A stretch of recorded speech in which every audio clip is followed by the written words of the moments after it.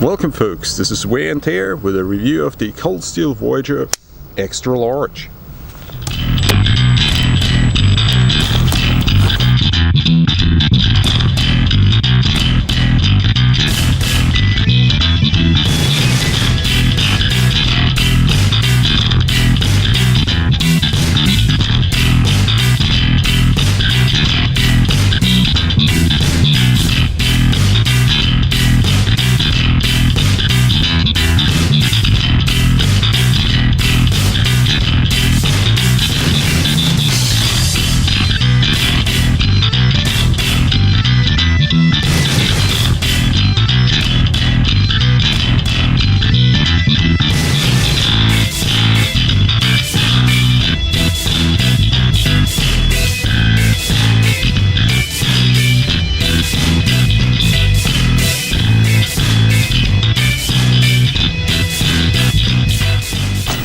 Now, first of all, a big shout out to my long-term subscriber Curtis Johnson, who actually gifted this wonderful knife to me. And he said, tested real hard, tested real good, I want to see what it is worth. Now, I've had it in use for about 6 weeks, 2 months, and I have made my experiences with it. So I just want to tell you whether this is a practical knife, whether there are some uses to this knife besides impressing someone with its size. This is a regularly or even large sized knife, Ontario Red 1, and compared to the Voyager Extra Large Tanto style, it is completely dwarfed. So this is what most people would consider a practical knife, and some people would even say this is too large. And this is a completely different kind of beast.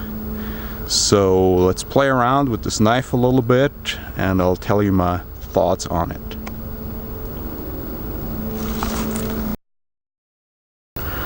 So, what is the purpose of this beautiful knife? It's obviously more a Crocodile Dundee style knife. Nick, give him your wallet. What for? He's got a knife. Knife? That's a knife. But that's not the purpose that I plan to use it for. I plan to use it as an outdoor and maybe even a work knife. And actually I have used it that way for the last 2 weeks, so I can say a few things about it. But let's first talk about the knife. It has CTS BD1 steel made in Taiwan. That steel is mid-range steel, maybe a higher mid-range steel. I found it to be very resilient. I have done some abuse on the knife. I've used it as a machete. I have thrown it around and so on. And I have also tried to penetrate things with it successfully. The tip is still intact, although I could see a little bit damage on the tip. I managed to damage it a little bit, but it was a very fine tip. Now it's no longer a very fine tip. That is something that is to be expected. Now it comes with the triad lock system that Cold Steel is famous for. So it's, in a way, it's almost as good as a fixed blade. It's extremely stable. Of course not when it comes to lateral forces. It cannot deal with lateral forces just like any other folder that I'm aware of. So fixed blade would still be a better option if you really plan to go outdoors for a longer time. But there are situations where you don't want to carry a fixed blade, and a folder has advantages. Now this is a massive, very solid folder. The ergonomics. On the first glance, it has excellent ergonomics. It feels like it's literally like fused to your hand, no matter what type of grip you use.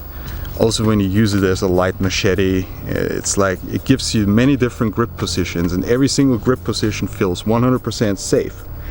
Now, it doesn't always feel super comfortable because it has a very slender profile.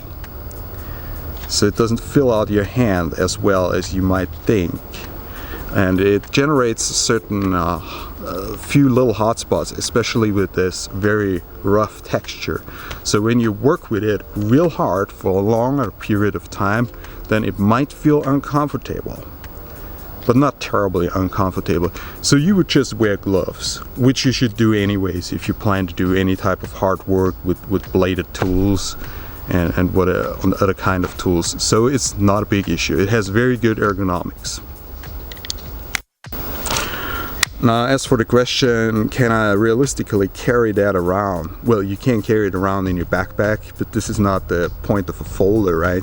Because you want to have it ready when you need it. And if you wear the right type of pants, like Helicontacts 5.11 or whatever, they very often come with very good side pockets.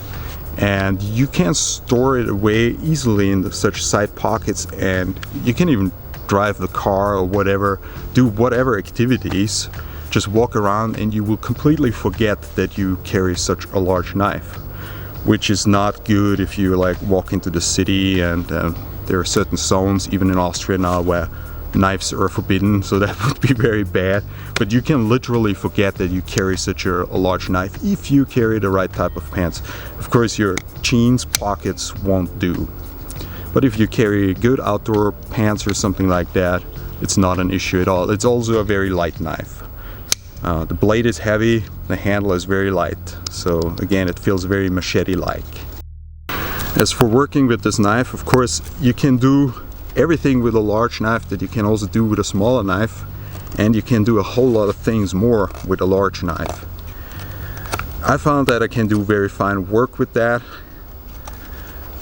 I also like Tanto style blades, because not only can you penetrate things very well, which is a must sometimes, like if you want to use something as a rescue knife, but you can also do very fine work like I'm doing right here. You can control the Tanto, you can do whatever fine work that you want to do, and you have a lot of force behind it. Very, very good control. So it's really not just something that you use to penetrate things.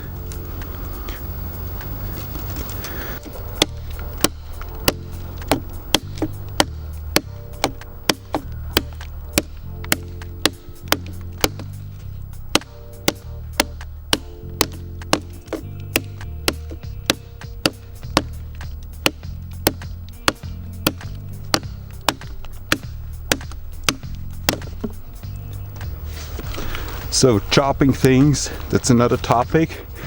You can't chop very well, but because this handle is very slender, the knife tends to break out to the left or to the right. So the control is not quite as good as on a real machete, although it looks and feels like a mini machete when it comes to chopping things. But compared to any regular folder, of course, the difference is with this thing you can actually chop stuff very, very well. Heavy duty work like batoning is not an issue with this knife.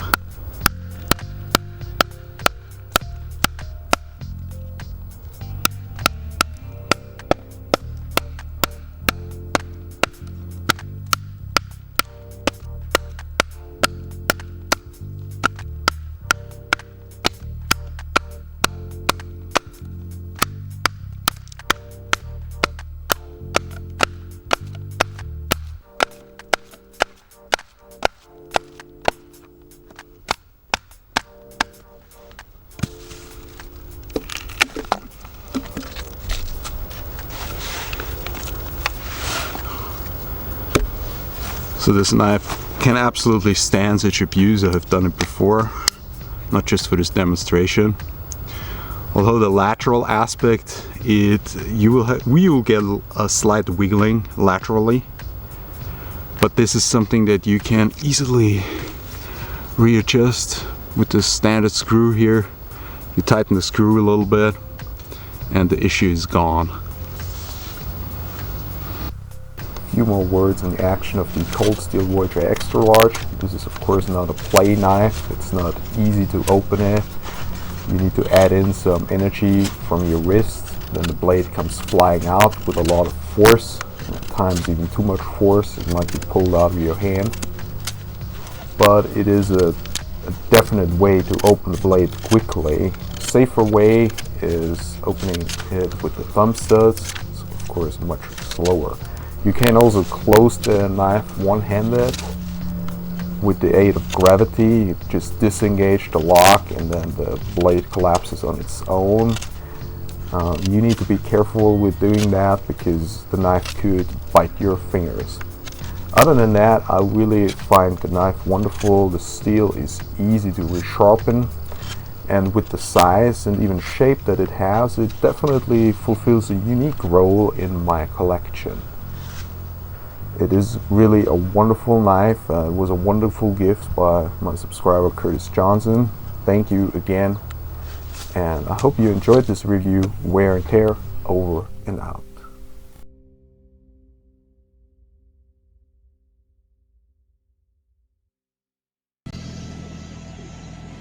Just kids having fun. You all right? I'm always all right when I'm with you, Dundee.